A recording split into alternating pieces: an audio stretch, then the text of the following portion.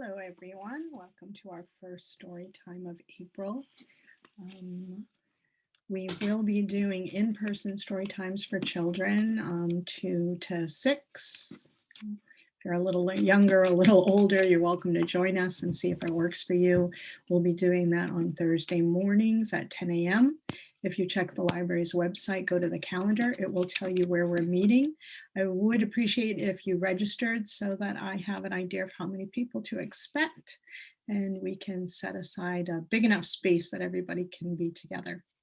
So let's talk about flowers today. I'm going to move my camera around so you'll be able to see the book. We'll switch the view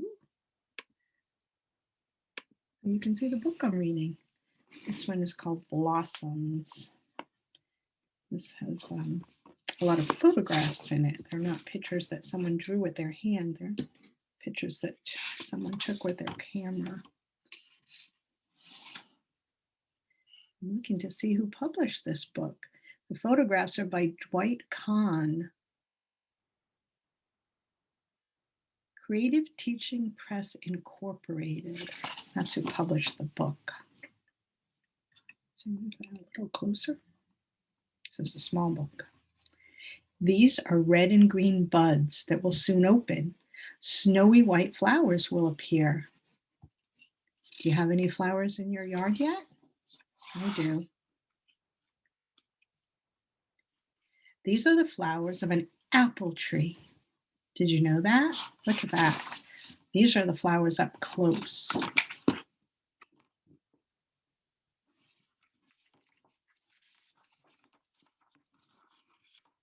These are the flowers of the apple tree. Bees visit the flowers to drink their sweet nectar. They leave pollen for other trees. When the pollen falls onto a flower, the flower grows into a crispy, tasty apple.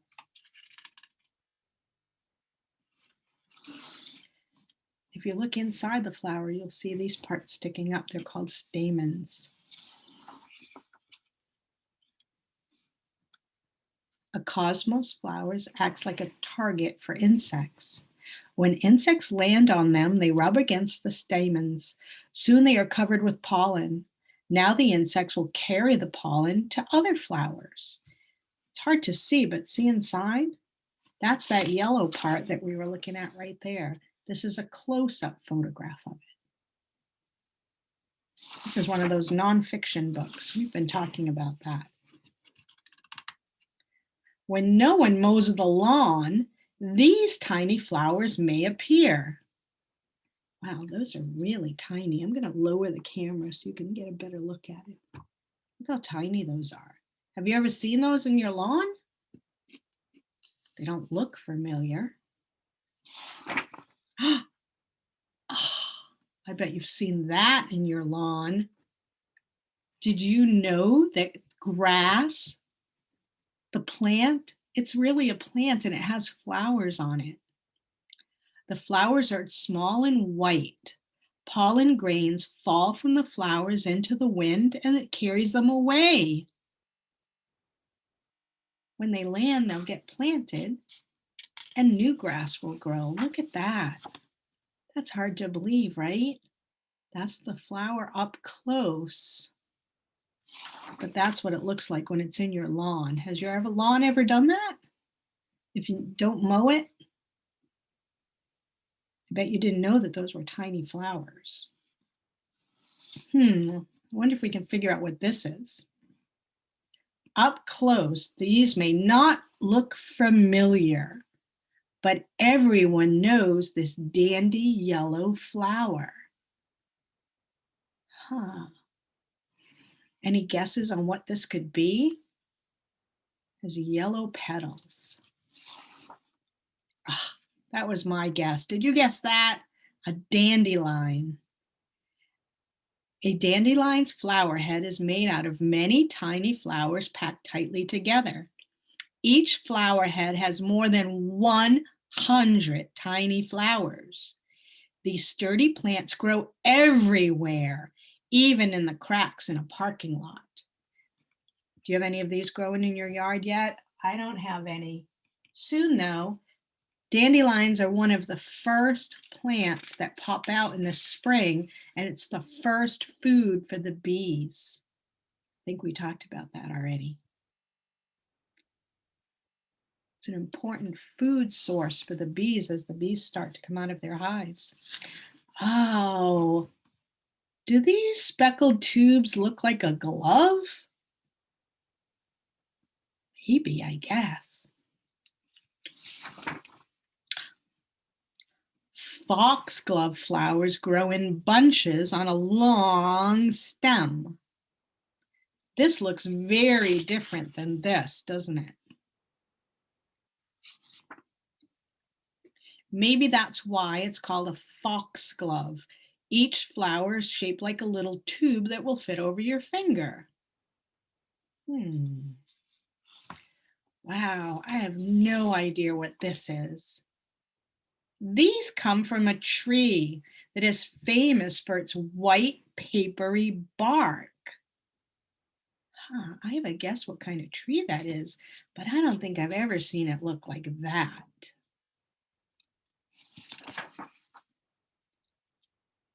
The flowers of a white birch are almost invisible. They hang together in clusters called catkins. These male catkins will drop their yellow pollen in the wind. If some pollen lands on the female catkin, birch seeds will grow. Now, I have a lot of paper birch outside my house, but I've never seen these. I'm going to have to look really closely. I wonder if you know what these are. These buds feel like the fur of a cat. You have any guess what this is?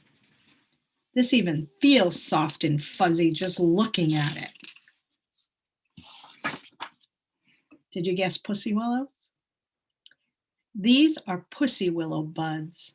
When the buds open in the spring, they are soft and furry. When they open even more, you'll see they are packed with tiny, tiny flowers.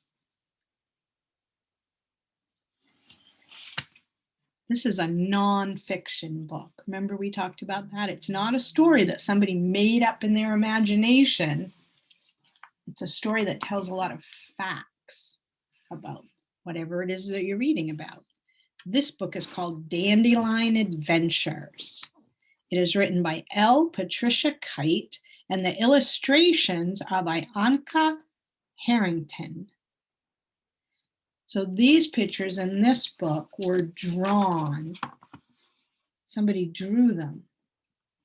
But remember, this book has photographs. It's just different ways to illustrate a book. Dandelion Adventures. This one is a library book. You could take it out of the library. It's a Millbrook Press book. The spring wind blows. That's a lot of flowers in that garden, isn't there?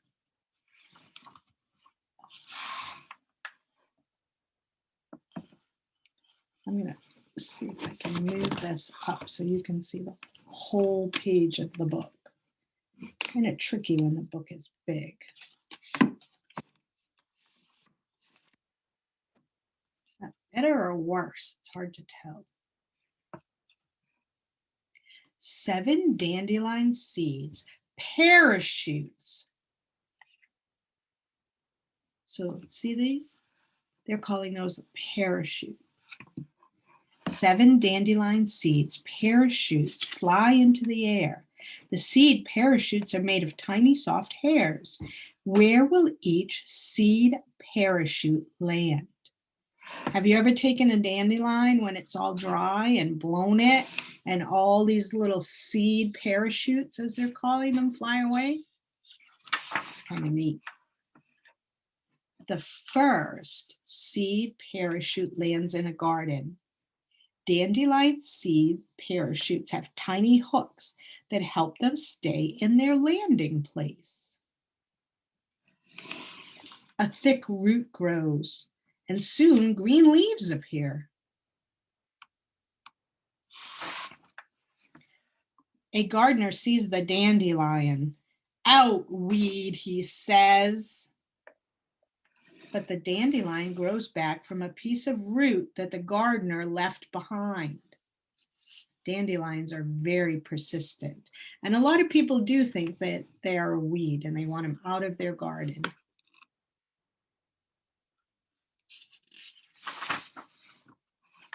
The second seed parachute lands in a sidewalk crack. The earth here is dry and hard. The seed lies there for 2 years. After one rainy winter, it begins to grow. Wow, 2 years. People step on the leaves, but they continue to grow anyway. Dandelions are very hardy plants. A third seed parachute lands in a park. A bird sees that it's a seed. It eats that seed and looks for another. The fourth parachute lands near a forest. Leaves grow. The deer come out and they eat all the green leaves. But new leaves just keep on coming. It comes up from the strong root that is left behind. Remember, the root is the part that grows underneath the ground. The fifth seed parachute lands in a stream. It floats away, and later the seed grows on a muddy shore. It floated down the river. The sixth seed parachute lands on a ship. You see it right there? The seed goes to a far away land. Do you think it will grow there? The seventh dandelion seed, this parachute travels. It travels more than 100 miles on a spring wind. That's a long way. It lands in a schoolyard. Do you think it will be able to grow there? Here, the seed grows roots and leaves and stalks and flowers. Bees come. They carry pollen from each flower to their hives, and the pollen helps feed the young bees. I think we just talked about that. One day, the flowers close up. When they open again, the yellow dandelion is gone, and in its place is a feathery white ball. A child picks the dandelion and blows it. And now 70 seeds fly into the air. Where do you think they will go? This gives some interesting facts about dandelions.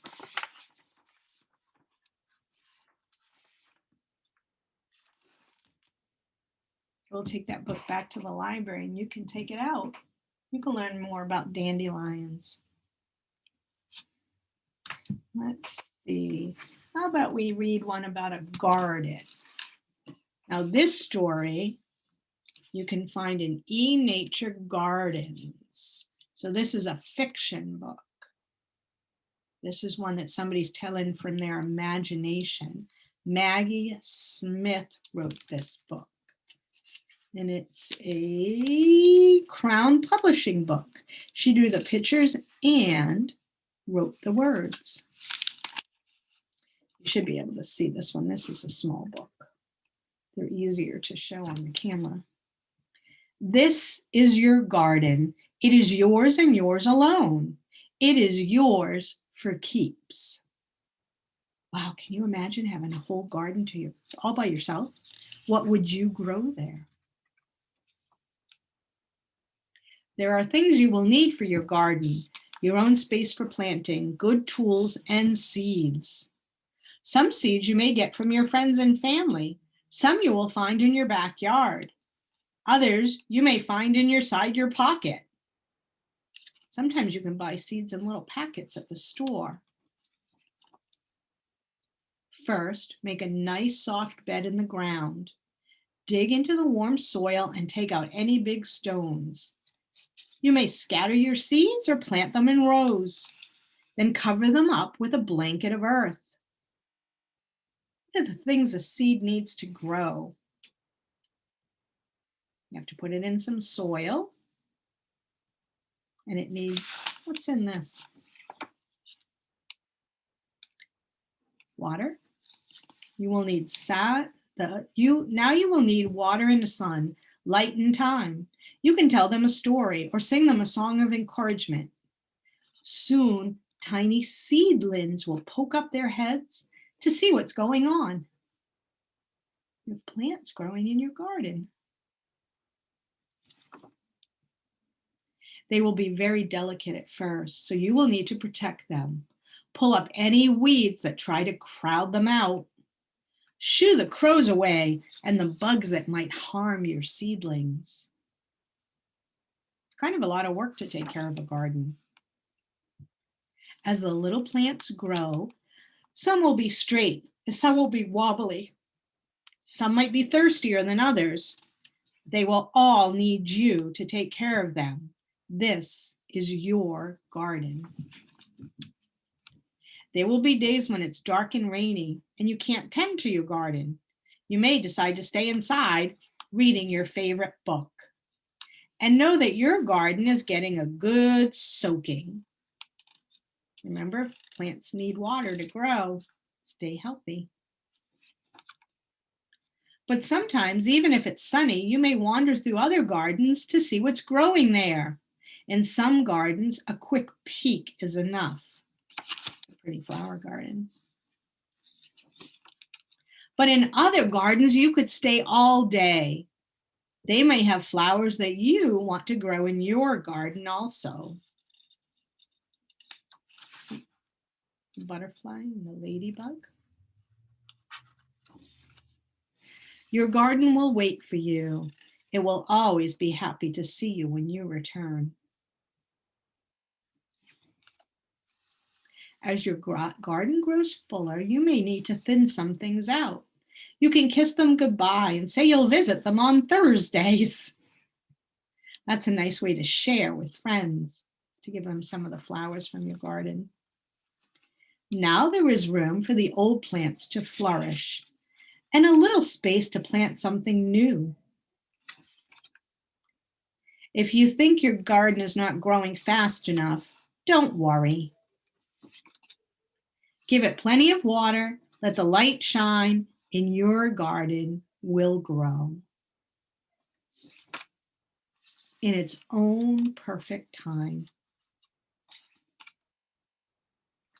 This book is for Jessica. It says, for Jessica, happy growing. That's a lovely book. Remember, you can find this book at the library under Nature and Gardens. See the tag right there? They're easy to find. It has a green label. Let's see. I was going to read another book, but I think I will save that. I'm going to switch the camera. I have some poems I wanted to share with you. It's April and it's National Poem Week. Let's see. I'm going to share my screen and we'll read some poems together. Let's see. Let me bring up the other screen.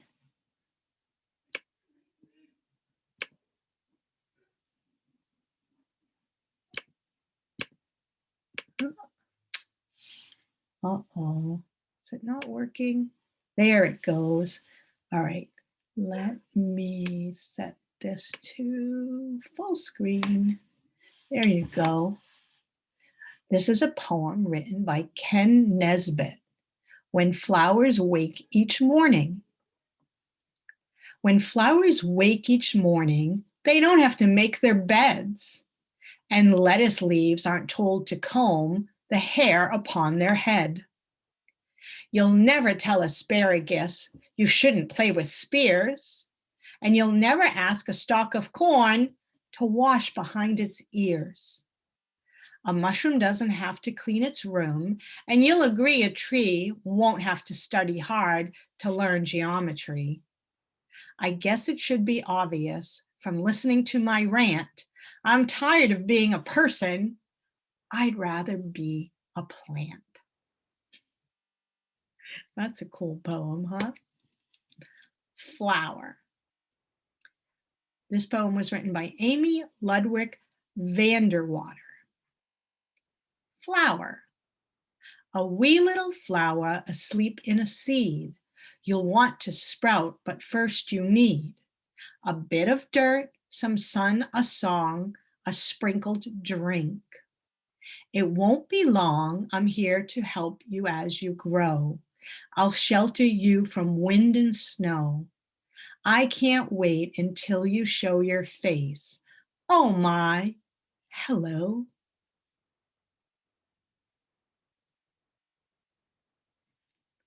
This poem is by Angela Charles.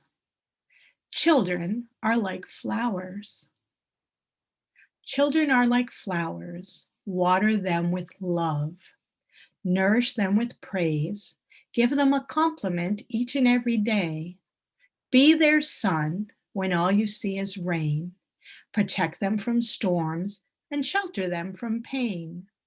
Children are like flowers that blossom every day. Little pieces of us in everything we say. I like that one. This one I found, all these poems I found on just internet searches about flowers. This looks like it was written by some children at a school. Flowers, flowers everywhere, in the garden and in my hair, in the vase and at the store, on the table and on the door. What a lovely time of year, flowers blooming, bringing cheer. A lot of times poems have rhyming words in them. We read a lot of stories with rhyming words. Dr. Seuss is famous for having stories with rhyming words, which are really kind of a poem. Let's see, I have to move my little. Extraordinary flowers. Standing up or standing out, that's what life is all about. Passions grow from simple seeds and welling up with inner needs. Flowers grow in sunshine when weeding gives them space, blooming in the sunlight and warmth of nature's grace. Winds do sway in motion through solitary hours. Such is the price of beauty of extraordinary flowers. When someone reads you a poem, or if you're big enough that you're reading yourself, you can think in your brain, inside your head, when you're reading the words, you can see pictures, right? Can't you see a seed growing when I read that poem? I think there might be one more. No, I guess we read through them all already. Wow, that was fast. All right, I'm going to stop sharing. So now you'll just see me again. So that will be the end of today's story hour. Let's see, next week, I think we're reading about rain. I think I'll have to check. Let me get my sheet. Yes, I think we're reading about rain next week. Did you get a craft bag for the month of April? The crafts go along with the things that we're reading about too. We'll make flower. We're making a flower wreath this week. And next week, we're going to make a rain painting. So I hope you enjoyed that. Maybe I'll see you on Thursday for in-person story time. Remember, we're going to be down at the beach across from the library. Sign up so I know to expect you. Bye, everybody. I hope you enjoyed story time.